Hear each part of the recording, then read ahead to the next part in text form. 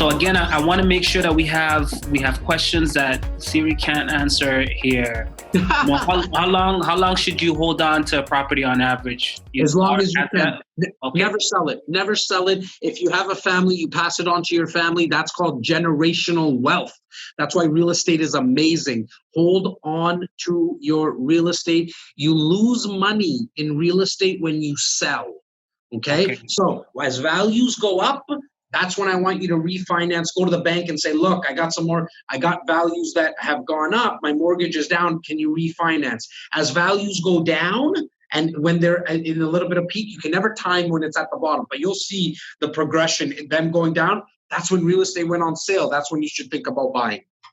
Okay. So one of my sisters, how is taking out equity from the home different from HOC, home equity line?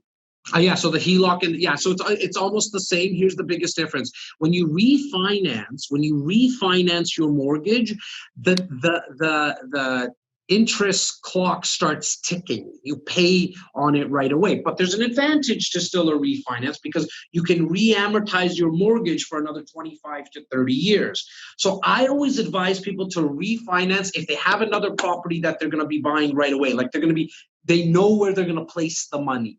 Because then you don't mind the interest ticking right away because the rental income will cover, hopefully, if we do the numbers properly and you get a good location, the rental income will cover that interest. The HELOC, which is just jargon for home equity line of credit, it's exactly that. It's a line of credit. I like lines of credit because it's accessible cash to you in an account when you want to use it. And you only get charged interest on what you use. Okay. Do you feel like the real estate field is overcrowded, creating a competitive environment? I think that's coming, and I hope I get it. I get the context right from a realtor's question. I think that's a realtor's perspective. Yeah, look, I mean, there's 55,000 realtors in the GTA, and I don't think that there's only, I'm going to say out of the 55,000, there's about 5 to 10,000 that are full-time. There will always be competition. Here's my advice to you. Stay in your lane. You know, there's a reason where horse races, when you go to a horse race, you'll see the thoroughbreds, okay? You'll see the horses wear blinders. Okay, so they can only see what's in front of them because otherwise horses would be going crazy and looking at all the horses next to them. I want you, to whoever asked that question right now, I want you to put on blinders. You want to get into the real estate field and you're very passionate and you want to do this, you do it. Don't worry about the competition. People will always have more than you. People will always have less than you. You focus on yourself, tunnel vision, and go do you. You know, this is a question. So do you feel there is a male gender advantage identifying as female? Is there advice that is specific to me that you would say success? Would you say success in real estate is based on individuals regardless of gender? And I think there's a question that you can somewhat answer because I know some. Yeah. Look, in fact, if you think about real estate, as a realtor, there's actually more women that are crushing it in real estate than men. Legit. And I got women around my team. I got one who's a director of my sales and marketing. I have one who's our client service manager. They whip us into shape so much, like God bless them. I'm so happy that they're around us. And so if you're a woman, I take it you're a woman asking that question, in the real estate business, there is really no like men rule this business. It's one of the businesses that I found that women actually do better than men in this business.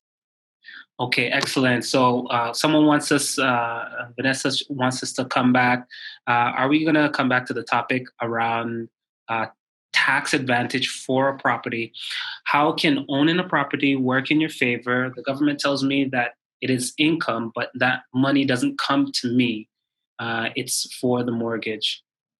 Yeah, so if I understand the question properly, some tax advantages when you own an income property, not your principal residence. Again, I always want to decipher between the two. As an income property, you can write off the interest on your mortgage. Okay, so if the interest on your mortgage was $5,000 that you paid in year one, you can take that interest and use that as a write-off.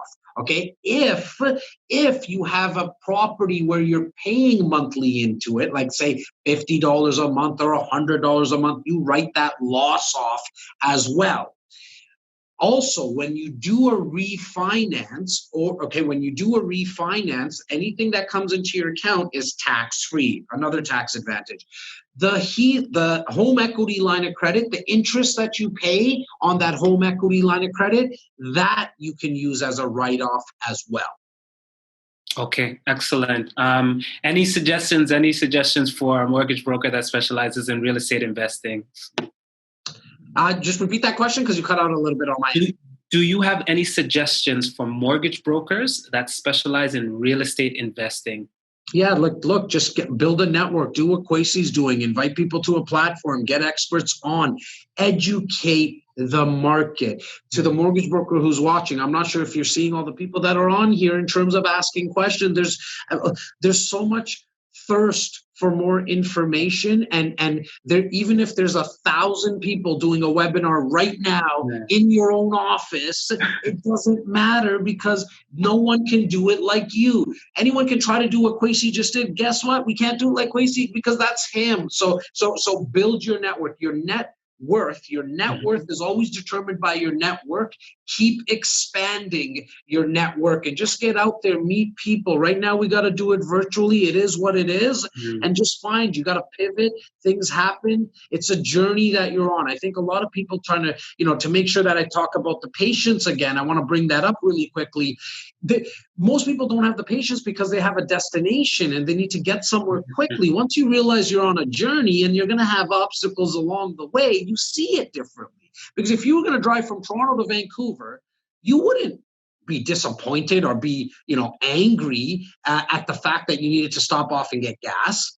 You wouldn't be angry because you needed to stop off and sleep or get some food, or if it was pouring rain and it was really late at night, you need to stay off. You need to find the motel or the hotel that you're going to stay in. It's part of the journey, just like any of the obstacles that come into your life. It's just part of the journey.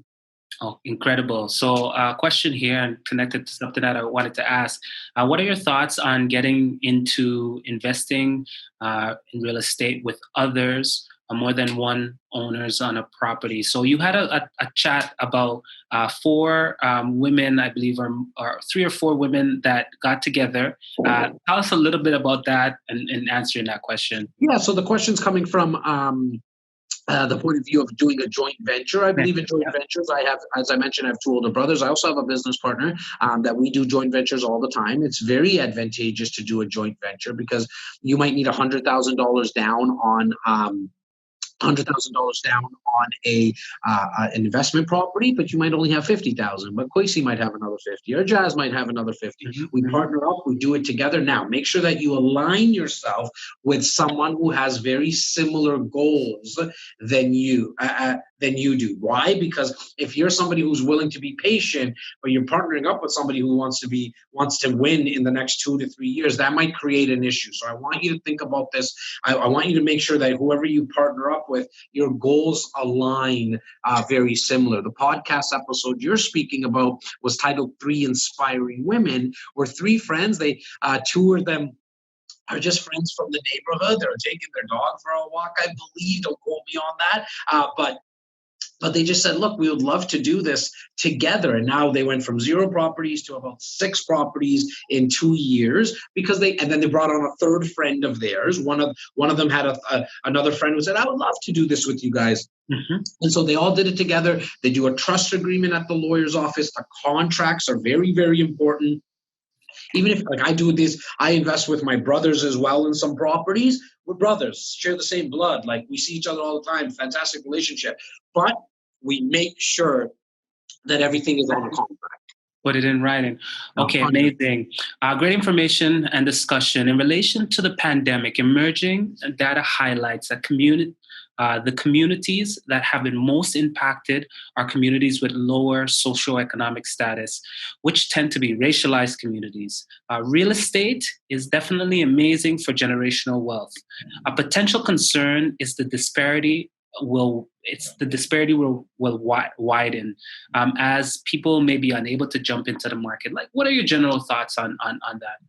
Yeah, look, I think the one thing that Toronto specifically Toronto proper needs to figure out is affordability. I mean, they're doing what they can do right now with what they have in front of them. What do I mean by that? So we have new construction. Because of the Greenbelt legislation, I spoke about the fact that you cannot build this way anymore. You can't build. So you don't see a lot of homes and townhomes being built. You see a lot of condo buildings being built because we don't have a lot of land. In fact, there's applications in downtown Toronto right now for a building to be built on top of a building.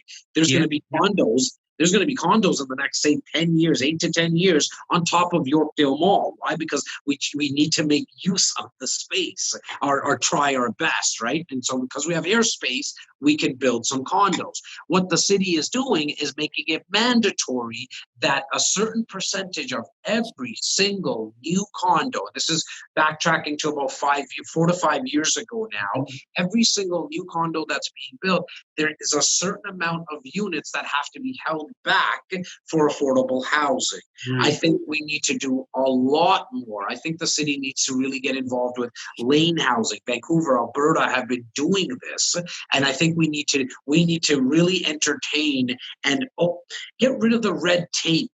Right? Get rid of the red tape from even a developer. Like, I'm not a developer, guys, but I get to sit down and speak with a lot of developers. And over my 15 years, I've been doing it for a very long time. It takes, okay, get this for a second.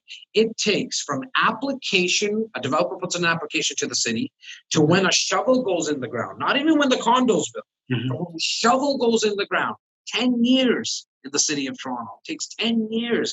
In Manhattan, they do it in 2.5, 13 years. 2.5, 3 years. They do this in 2.5, 3 years. In Manhattan, it takes us 10 years. We gotta some way, somehow lighten the load for developers in terms of how long they need to wait.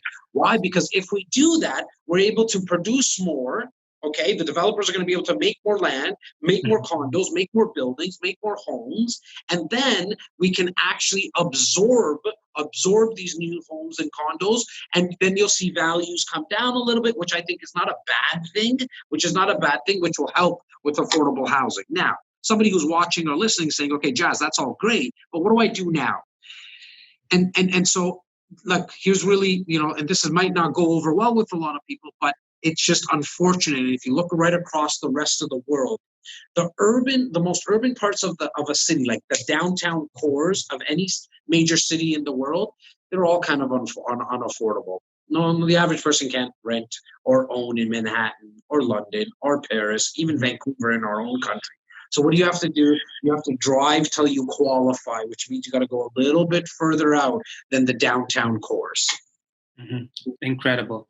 We're getting close. There's a few questions here and there, but I wanted to ask, I think one of the biggest things that folks, tend to think about is just next action. What will you say? Can you say to the folks that are listening in, that are going to listen later, in terms of wanting to take action? What are the next steps you think? Look, get your finances right. Call Kwesi, okay? So I think this is the easiest thing to do. Over 15 years, I've watched clients do this over and over. Remember, I talked there's failures and there's mistakes people make, but then there's also a lot of successes I've seen. And the successes is taking that leap of faith. Here's the best advice I can give anybody who's watching or listening right now, live or the recording. Get in touch with Kwesi.